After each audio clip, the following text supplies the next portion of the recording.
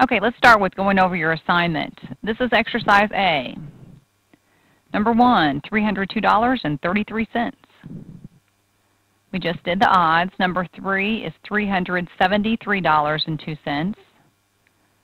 5 is $472.60. Number 7 is $305. And number 9 is $365.38. We're going to combine all the points when we're finished. Exercise B, number 1, $276. 3, $560. And number 5, $392. All right, exercise C. Number 1, $10. 3, $20. 5, $6.97.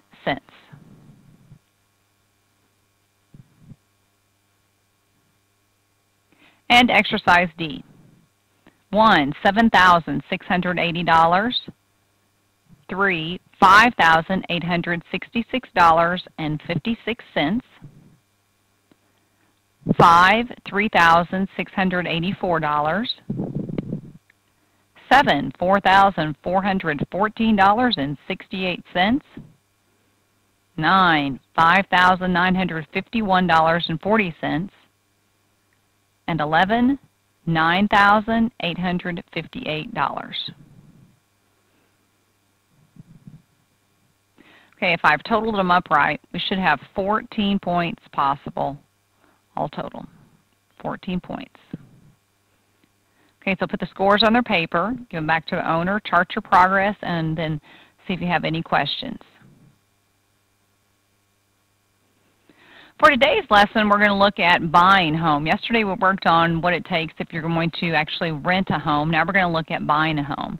And many people wish to buy a home. Houses cost so much money that most people cannot pay the full price at the time of purchase.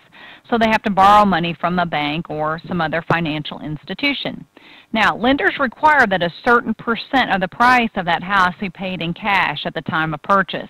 So this is often the stumbling block when people are trying to buy a home because they don't have that amount of money. That amount of money is called the down payment. The remainder of the cost of the house is often borrowed, or they call it financed. This finance loan on property is called a mortgage, and the amount of money borrowed is called your principal. Now, the owner repays the principal plus the interest and monthly payments. Now, the interest is a fee charged because they had to borrow the money. Now, here's the rule. Yesterday we had a banker's rule we followed for renting. Now, today's rule is what do you follow if you're trying to buy. So the following banker's rules used to help you determine how much money a person can borrow in order to buy a house. You may borrow up to 2.5 times your annual income. Okay, so that's important that you can borrow 2.5 times your annual income. Now, what's annual mean? Correct, it means once a year.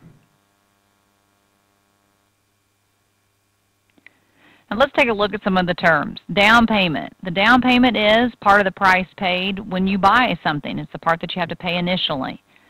Financed is whatever you're borrowing. The interest is a payment that's charged to the borrower, the person who is actually buying the house, because somebody is lending you money or letting you use their money, and they don't do it for free. Mortgage is what you call the property loan, or whatever you're getting your loan for the property or the house. And the principal is the amount of money that is loaned to you. Do you have any questions on any of those terms? All right, let's take a look at an example. How much can Mrs. Moore borrow if her income is $20,000 per year? Well, remember, what is the banker's rule? Okay, she can then pay approximately 2.5 times, she can borrow 2.5 times what her annual income is.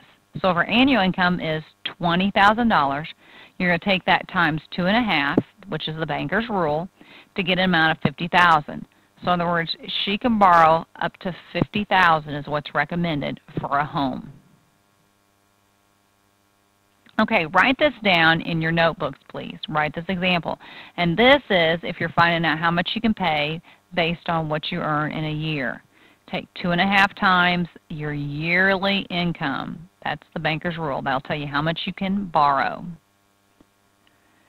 Now, if you are on what we call an hourly income, that's figured a little different because their annual income is kind of estimated. They aren't for sure how much they're going to be making, so they have to kind of get an estimate. Now, we can figure that there are approximately 2,080 paid working hours in the year.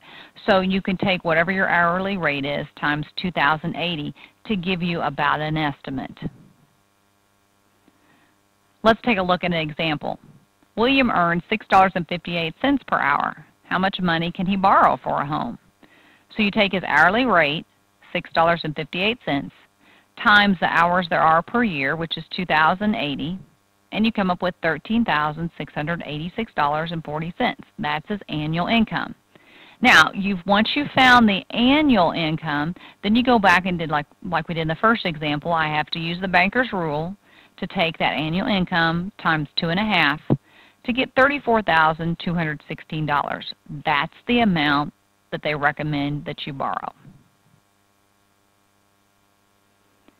And when you borrow money to buy a home, your income is one factor, only one factor used to decide to see if you qualify for a loan. Okay, now the last topic for today is we can estimate the amount a person should earn in order to qualify for a mortgage. That's the minimum annual income that you should have. To do so, you're going to divide the amount of the mortgage by 2.5. In other words, you know what the house costs. Can I afford it? That's kind of the question. You know what the house costs. Can I afford it? So this example, Ann wants to borrow $125,000. What should her minimum annual income be? We'll take $125,000 divided by 2.5, and you come up with $50,000. So she should have an annual income of $50,000 if she wishes to borrow $125,000. It's kind of working backwards from what we did in example 1. Okay, so we've gone over and talked about how to buy a home. What are some of your different options? How much can I borrow? What will the amount be? Our assignment for tomorrow, textbook pages 74 through 75, we're going to do exercises A, C, and D. And please make sure to show your process. You may use your calculators, but make sure to write down what your processes are. Are there any questions? Okay, that concludes our lesson.